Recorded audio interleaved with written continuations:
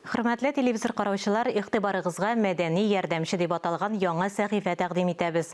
Һәр дүшәмбе агымдагы атнада республикабыз мәдәният оешмаларында уздырылучы спектакль, күргәзмә, концерт һәм башка мәдәни чаралар турында ул хәбәр биреп барырбыз. Сүзне хезмәттәшем Идел Кыямовка бирәм. 20 октябрь көндізгі сағат 11-дә әкият Татар дәүләт Курчак театрында нәни дусларыбызны көтәләр. Онда Габдулла Тукайның Кәҗә белән сарык әкияте тәкъдим ителә. Габдулла Кариев исемендәге Казан Татар дәүләт яшь тамашачы театрында 22, 23 һәм 24 октябрь көнне Сөннәтче бабай дип аталган премьера. Куючы режиссер Россиянең атказанган артисты, Татарстанның атказанган сәнгать эшлеклесе Ринат Әюпов. Спектакльнең нигезен татар язучысы һәм публицист Гаяз Исхакыйның әсәрләре тәшкил итә. Оригиналь куелышның авторлары Булат Минкин һәм Ландыш Әбүдарова. Сюжетның үзәгендә беренче карашка авыл кешеләренең гади тормышы. Менә шушы гадилек артында бәһәсез бүләк, сүзләр белән дәвалау, яхшыга өмет бүләк итә белү сыйган.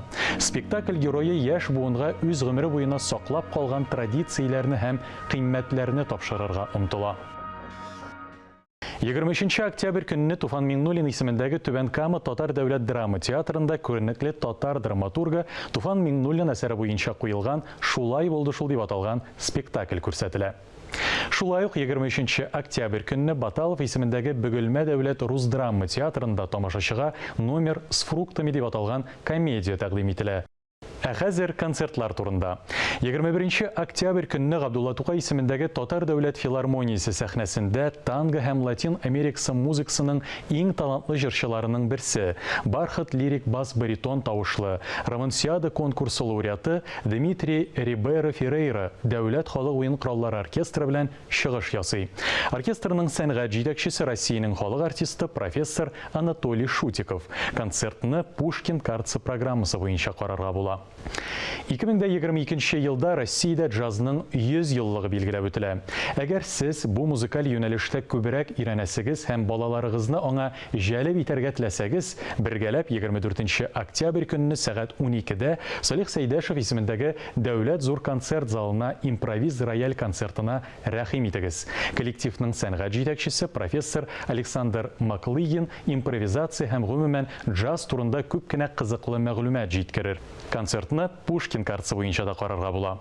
19 октябрьдә Актаныш районы Туган якны өйрәнү музеенда герләр төрле үлчәмнәр дип аталган күргәзмә ачыла.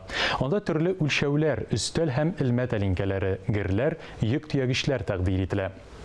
20 октябрьдә Болгар дәүләт тарих архитектура музей тыюлыгының Болгар цивилизациясе музеена килүчеләрне кызыклы күргәзмә көтә. Ул Идел Болгарында савыт-саба барлыкка килү тарихына һәм аны әзерләү технологиясенә багышлана. Күргәзмә агач кәсәдән фарфор тәлинкәгә кадәр дип атала. Анда музей фонды коллекцияләреннән төрле гасырларда ясалган савыт-саба тәкъдим ителә. 22 октябрьдә Алабуга дәүләт музей тыюлыгының хәзерге заман этнос сәнгате музеенда Россия Федерациясенең атказанган рәссамы, СССР рәссамнар берлеге әгъзасы, Россия сәнгать академиясенең мактаулы әгъзасы Раиса Лысенинаның шәхси күргәзмәсе ачыла. Күргәзмәдә 86 эш, графика һәм скульптура әсәрләре тәкъдим ителә. Аларның күпчелеге православие темасына багышланган. Графиканың төп жанрлары авыл һәм шәһәр пейзажы, шулай ук көнкүреш рәсемнәре.